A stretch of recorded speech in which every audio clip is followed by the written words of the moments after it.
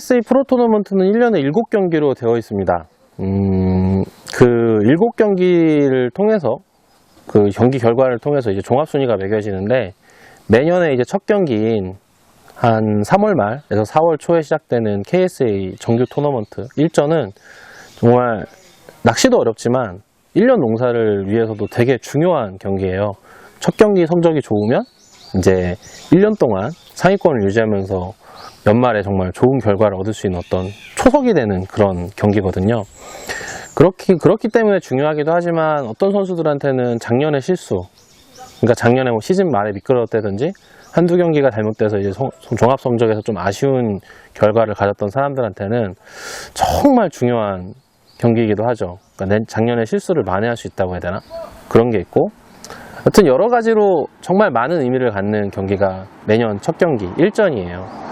올해 일전도 저한테는 정말 여러 가지 의미가 있었죠. 작년에 토너먼트 리포트에서 말씀드렸던 것들도 있고, 꿀팁 패스를 통해서 이제 많은 시청자분들한테 약속한 것도 있어서 정말 좋은 모습 보여드리고 싶어서 연습을 열심히 했어요.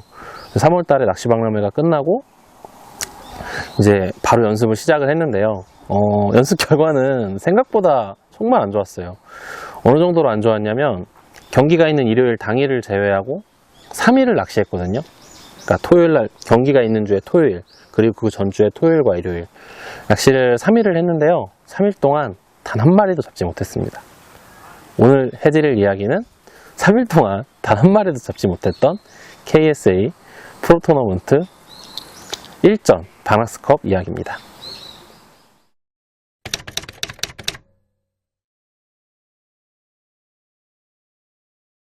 조금 전에 말씀드렸던 것처럼 연습 결과는 엄청 안 좋았어요. 그러니까 경기 날인 일요일까지 3일을 연습했는데도 불구하고 3일 동안 단 한 번도 입질을 못 받았었거든요. 일전이라는 게 항상 지난 몇 년 동안의 경기 결과를 보면 채비도 매우 한정적이고 장소도 매우 한정적인 데서 고기가 나왔었어요.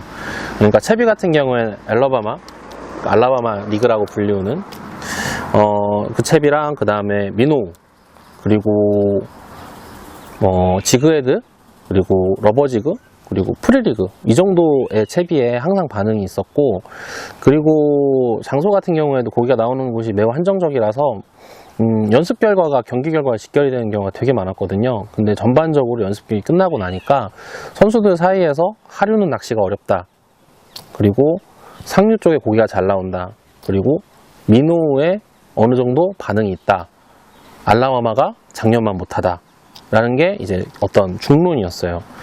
작년 경기 결과를 생각해보면 작년에도 알라바마로 그렇게 고기를 잡기 쉬운 상황은 아니었거든요. 그래서 이번 경기 같은 경우에는 제가 연습을 상류에서 안 했기 때문에 상류가 어떻게 될지 모르겠다라는 생각을 하나 하고 있었고요. 그리고 쇼필미노로 승부를 보자라는 생각을 갖고 이제 경기를 출발을 했죠. 출발을 할 때 상류 쪽이 상당히 불안하긴 했어요. 근데 물색이 워낙 좋았고 챌린저 경기를 뛰면서 상류 포인트에 대한 이해도가 높았기 때문에 뭐 자신감을 갖고 출발했죠. 그때 이제 딱 한마디 했던 게, 내일은 내일에 고기가 물겠지 이러면서 출발을 했어요. 첫 포인트는 이제 주진교 바로 옆에 있는 도크장이라는 데인데요. 거기는 이제 안동시에서 운행하는 배들을 이제 묶어놓는 곳이기도 하고 수리도 하기도 하고 그런 곳이에요. 평소에는 이렇게 줄이 쳐져 있어서 못 들어오게 막아놨는데요. 근데 그날은 이제 줄이 없더라고요. 그래서 이제 그 안쪽에 들어가서 낚시를 시작을 했어요. 근데 확신이 없어서 그랬는지 입질을 못 받았거든요. 첫 번째 진입을 했을 때에는. 그래서 좀 불안한 마음에 그 울트라라이트 로드를 꺼냈죠. 그리고 32분의 1호스 지그헤드를 달아서 가장 자신 있는 낚시를 시작을 했어요. 그랬더니 3일 동안 못 받았던 그 입질이 거짓말같이 들어오더라고요. 근데 이제 크지는 않은데 키퍼는 되는, 그러니까 계측을 할 수 있는 30cm가 넘는 베스가 한 마리 나와줬어요. 그래서 와, 이게 웬 떡이냐 하고 이제 너무 기분이 좋아서 이렇게 입이 귀에 걸린 상태로 첫 고기를 담았죠. 그리고 나서 다시 그 안쪽을 들어간 것 같아요. 제 기억에. 그 안에 들어가서 도크장 안쪽까지 진입을 해서 안쪽에서 완전 끝에다가 던졌는데, 완전 끝은 아니고 중간에 이렇게 큰 돌이 박혀 있는 자리가 있어요. 거기에다 이제 쇼필 민호를 던졌는데 기가 막히게 한 마리가 물어주더라고요. 근데 보트가 이렇게 돌아가서 포지션이 안 나와가지고 뒷데크에 들어가서 이렇게 엔진 옆에서 이렇게 던졌는데 딱 한 마리 물어줬어요. 그래서 너무 기분 좋게 시작하자마자 2마리를 잡는 대행운이 따랐죠. 그러니까 3일 동안 그 연습을 하고 입질을 못 받은 걸 다 보상받는 기분이었어요.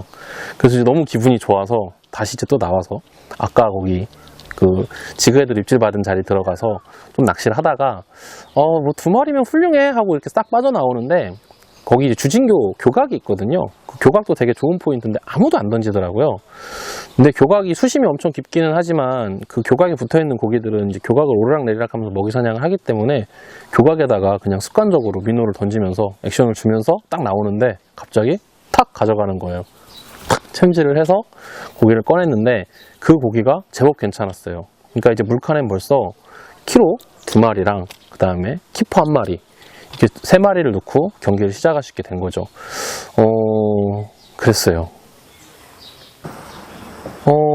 그렇게 이제 3마리를 넣고 제가 들었던 생각은요. 얕은데 고기가 있구나. 그리고 상류에서 이렇게 고기가 나온다면 난 5마리 잡을 수 있어. 그러니까 딱 2마리만 더, 그러니까 2번만 입질 더 해라. 이 생각을 제발 그 생각을 했어요.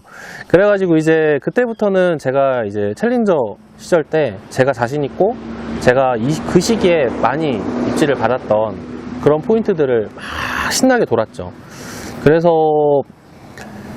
이제 간 곳이 이제 챌린저 상류구역, 챌린저 안에서도 상류구역, 이제 직벽 라인, 방장선 직벽 라인을 이렇게 돌았는데요. 한 11시까지 낚시를 했는데 추가적으로 입질을 받지는 못했어요. 그게 이제 뭐라고 해야 되지? 상류에서 입질이 많다, 고기가 잘 나온다라는 소문이 이제 돌았기 때문에 아무래도 많은 선수들이 손을 타서 그런 게 아닌가라는 생각을 하고 어디를 갈까, 어디 가면 고기가 있을까라는 생각을 하다가 도크장을 다시 들어가기로 했어요. 왜냐면 아침에 저는 이제 도크장에서 이제 하류 쪽 사면을 쳤는데 반대쪽인 상류 쪽 사면을 친 김상윤 선수라고 있어요. 저한테는 되게 이제 친하고 그리고 나이도 동갑이고 챌린저 때부터 가깝게 지내는 선수인데 지금은 이제 에버그린 프로스텝을 하고 있어요. 근데 김상윤 선수가 정말 많이 잡았었거든요. 그 위에서. 그래서 저는 그러면 나도 가서 2마리만 줍자 이런 생각을 하고 갔는데 거의 이제 포인트 도착하기 전에 좀 불안한 마음이 있어서 물칸을 열어봤어요. 근데 물칸에서 고기 1마리가 딱 뒤집어지더라고요. 그게 어떤 고기였냐면 3번째로 잡은 고기, 그 교각에서 잡은 고기가 딱 뒤집어지더라고요. 그게 불안했던 게 교각에 있는 고기들은 이제 위아래로 이렇게 이동하면서 사냥을 하기 때문에 물칸에 잡아서 보관을 하더라도 죽는 경우가 종종 있어요. 그래서 이게 압력 차이를 못 이기고 또 까지는구나 라는 생각이 들어서 꺼내가지고 피징을 빨리 해줬죠. 그리고 포인트 진입하지 않고 고기 관리를 계속 했어요. 근데 한 20분 정도 이렇게 고기를 계속 살피니까 고기가 상태가 좋아지더라고요. 그걸 뭘 보면 알 수 있냐면 죽으려고 하는 고기들은 일단 색깔이 싹 빠져요. 근데 아까 허옇게 뜨던 고기가 채색이 일단 돌아왔고 호흡도 일정해지고 이제 아가미 움직임 같은 것도 되게 자연스러워지더라고요. 뭐 여기 지느러미 같은 것들도. 그래서 살겠다라는 생각을 갖고 다시 이제 주진교 거기 도크장을 들어갔죠. 들어가서 이제 오전에 김상윤 선수가 잡던 자리에 들어가 낚시를 하는데 입질은 못 받았어요. 근데 못 잡았지만 계속 희망을 갖고 있었던 게 바람이 불기 시작을 했거든요. 근데 이제 주진교 쪽 그 행사장 쪽으로 부는 게 아니라 주진교 직벽 쪽 삼산골 쪽으로 바람이 불기 시작을 했어요. 그래서 반대쪽 라인에 들어가면 잡을 수 있겠다라는 생각이 들어서 반대쪽을 들어갔죠. 이제 주진교 옆에 있는 골창인데 거기는 정말 워킹을 많이 하는 곳이에요. 그날도 이제 워킹 하시는 분들이 서 계셨고 저는 이제 반대쪽으로 진입을 하는데 아까 아침에 2번째 고기를 잡았던 느낌, 그러니까 턱이 있는 조를 좀 쳐보자 라는 생각이 있어서 그 턱이 있는 데를 이렇게 딱 던졌는데 경사도가 이렇게 변하는 자리였거든요. 거기에서 이제 끄리가 탁 물어주더라고요. 근데 진짜 뱃은 줄 알고 진짜 야심차게 찜질했어요. 근데 꽤 큰 끄리가 1마리 물어줬고요. 그 다음에 나와서 하류로 내려오면서 그 골창을 진입을 했어요. 330 골창에 진입을 하면서 이제 바람이 막 불어 들어가는데 입질을 받았죠. 근데 툭 하고 빠지더라고요.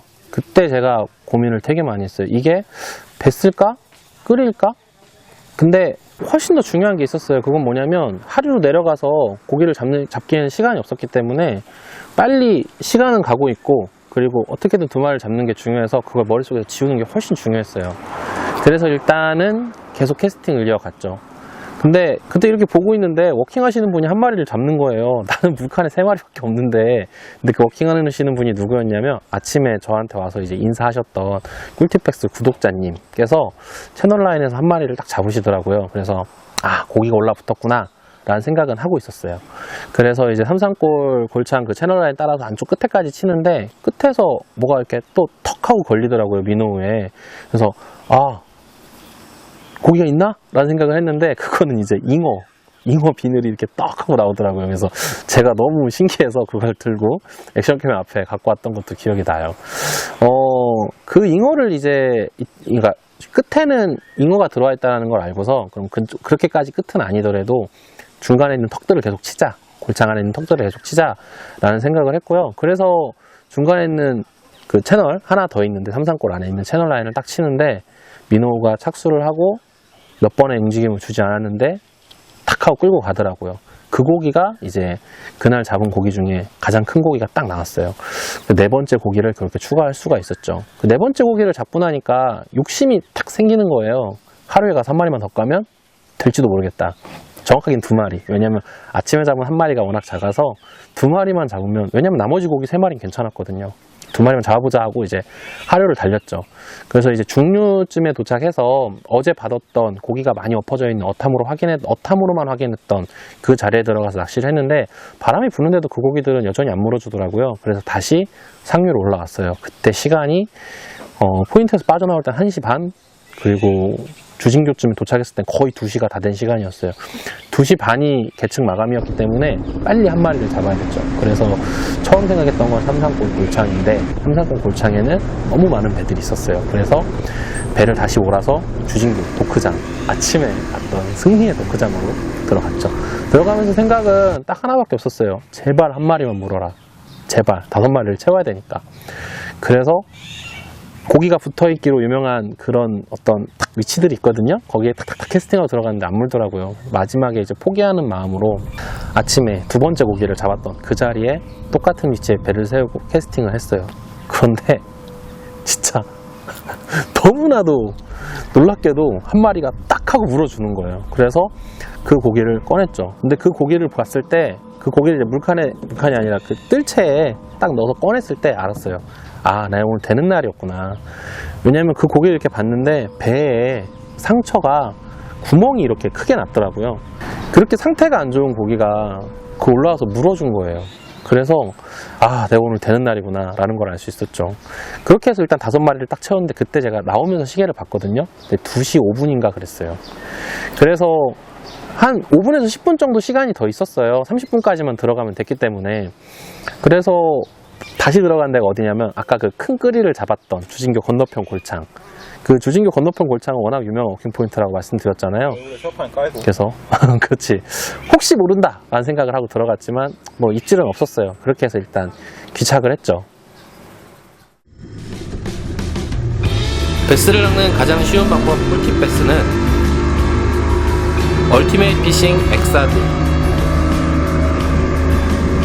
물 위에서도 안방 같은 편안함 랩터벨리. 릴 정비 수리의 모든 것 해피베스. 꿈을 쫓는 사람들이 만듭니다.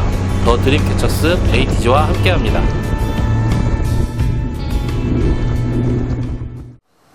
그래서 이제 경기 결과는 4,800g 정도로 마무리가 됐어요. 저는 이제 12등을 했고요. 그날 우승은 이제 저희 꿀팁패스와도 인연이 되게 깊고 이제 저한테는 정말 좋은 선배님인 KSA의 박기현 선수가 했는데 9,540g이라는 아주 뛰어난 무게로 이제 우승을 했습니다. 박기현 선수의 공략법은 이제 OSP의 바루나라는 쇼필 민호 제품을 가지고 이제 하류권 직벽들을 공략했던 게 주요했고요. 아무래도 그날 당일날 하류가 어렵다는 선수들이 워낙 많았기 때문에 아무도 가지 않은 곳에서 혼자 낚시했던 게 크게 중요하지 않았나라는 생각을 해요. 그리고 이제 경기의 우승을 만들어준 큰 고기 2마리는 안토찔이라는 곳과 미질이라는 곳에서 아주 얕은 곳에서 언밸런스 프리리그와 스피너베이트를 이용을 해서 1마리씩 잡았다라고 얘기를 들었거든요. 그러니까 이제 그날 전반적으로 상위권 선수들은 다들 이제 쇼필미노가 메인 테마였고요. 얕은 곳에 있는 고기를 어떻게 잡아내느냐, 가 문제였던 것 같아요. 그런 면에서 이제 제 낚시도 이제 크게 다르진 않았는데, 저 같은 경우에는 이제 요 제품으로 낚시를 했거든요. 이게 이제 메가베스에서 나온 비전 언텐 LBO라는 제품이에요. 이건 이제 그날 실제로 사용했던 제품이라서 여기에 이제 편납 튜닝도 되어 있고요. 바늘이 없는 이유는 얘가 이제 그날 너무 많이 던져서 깨졌습니다. 그래가지고 금이 가서 이제 물이 들어와가지고 실제 사용을 안 하는데, 그날 기억이 남아있어서 몸통은 그냥 그대로 갖고 있어요. 이게 어떤 거냐면, 우리 3월 달에 이제 낚시박람회 만났었잖아요. 그때 이제 올라갈 때 동네 점빵에 잠깐 들렸어요, 낚시방에. 근데 이게 이렇게 쫙 진열이 돼 있더라고요. 그래서 PD랑 같이 야 이거 신제품인데 여기도 있다 이러면서 이제 이만큼 샀거든요. 사갖고 그날 이제 캐스팅 풀에서 시연할 때도 썼던 그 루어예요.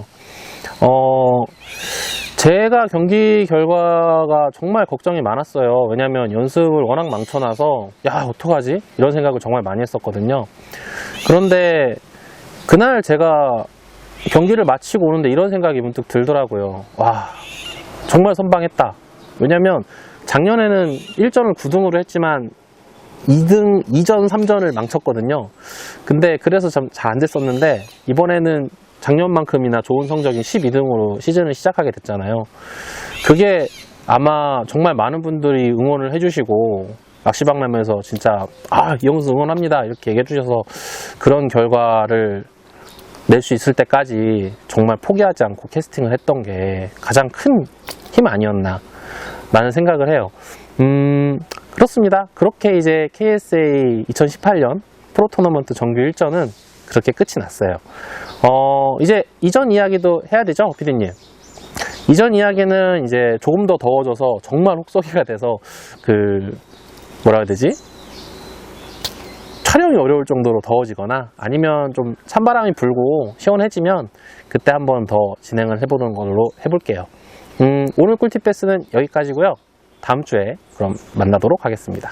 구독과 좋아요 많이 부탁드리겠습니다. 그럼 다음 주에 만나요. 안녕.